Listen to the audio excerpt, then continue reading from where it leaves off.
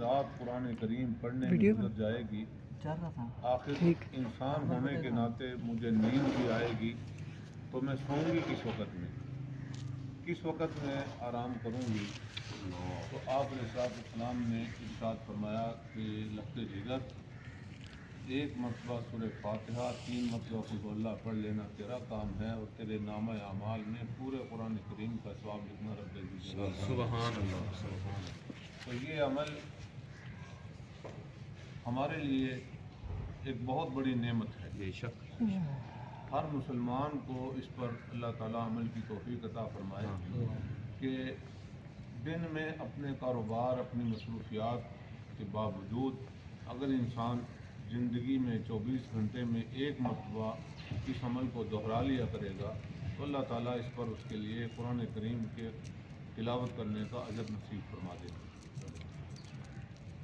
اللہ تعالیٰ مولانا محمد یعقوب الرحمن صاحب کو اعلیٰ علیین میں جگہ عطا فرمائے۔ الحمدللہ انہوں نے اپنی تمام زندگی آپ حضرات کے سامنے گزاری ہے، اور پھر اللہ پاک نے جو آخری وقت ان کو اس دنیا سے جاتے ہوئے عنایت فرمایا وہ ایک بڑی منفرد نعمت ہے۔ ہر اعمال کا مدار اس کے اختتام پر ہوتا ہے۔ انسان سے بے شمار گناہ ہوتے ہیں، بے شمار خطائیں ہوتی ہیں، اور نامعلوم زندگی کے کس لمحے میں کون سی خطا ہوتی ہے، لیکن خوش نصیبی اور خوش بختی اس بات پر ہے کہ انسان کا خاتمہ ایمان پر ہو جائے۔ الحمدللہ مولانا کو اللہ پاک نے جو موت عطا فرمائی وہ موت ہمارے لیے ایک بہت بڑی نعمت کے مترادف ہے کہ انہوں نے اپنی زندگی کا آخری وقت اس حال میں پایا کہ اللہ کے حضور سجدہ کرتے ہوئے، رسول اللہ صلی اللہ علیہ وسلم کی سنتیں ادا کرتے ہوئے، آپ علیہ السلام کے طریقے کے مطابق، یعنی پھر جمعے کا دن اور پھر جمعے کے دن کی 4 سنتیں علماء کرام تشریف فرما ہیں۔ ہمارے برادر مولانا علامہ نواز الحق مجاہد صاحب ہیں، تشریف رکھتے ہیں۔ آپ پوچھ سکتے ہیں کہ جمعے کے دن کے ان اعمال کا اللہ کے ہاں کتنی قدر و منزلت ہے۔ انہوں نے اپنی زندگی کے آخری لمحات الحمدللہ اس انداز میں گزارے ہیں کہ سنتیں پڑھتے ہوئے، پھر مسجد کی 4 دیواری میں مسجد میں رہتے ہوئے اللہ تعالیٰ نے انہیں اپنے پاس بلا لیا، اور پھر دوسری بات یہ ہے کہ زندگی کی آخری نماز بھی یوں سمجھیے کہ قضا نہیں ہونے پائی کہ اللہ نے اس نماز کی ادائیگی کے لیے اپنے گھر پہ بلا کر وہیں اپنا مہمان بنا لیا۔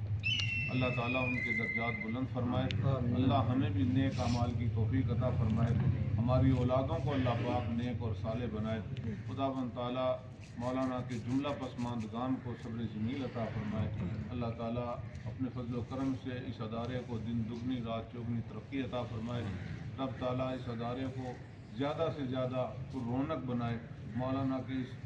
مولانا اور مولانا کے والد محترم حضرت مولانا محمد اسحاق صاحب جالندھری رحمۃ اللہ علیہ کا یہ لگایا ہوا گلشن ہے، اللہ تعالیٰ آنے والوں کو اس کی صحیح آبیاری کی توفیق عطا فرمائے، ہمیں اور آپ کو، ہم سب کو مل کر کے ان کے خدام میں معاون ہونے میں شریک ہونے کی توفیق عطا فرمائے۔ اللہم صلی علی محمد وعلی آل محمد کما صلیت علی ابراہیم وعلی آل ابراہیم انک حمید مجید۔ اللہم بارک علی محمد وعلی آل محمد کما بارکت علی ابراہیم وعلی آل ابراہیم انک حمید مجید۔ ربنا آتنا فی الدنیا حسنۃ وفی الآخرۃ حسنۃ وقنا عذاب النار۔ ربنا لا تزغ قلوبنا بعد إذ هديتنا وهب لنا من لدنك رحمة إنك أنت الوهاب۔ اے اللہ اپنے فضل و کرم سے اس پڑھے گئے درود شریف کو، قرآن کریم کو، ذکر و اذکار کو اپنی بارگاہ میں قبول و منظور فرما۔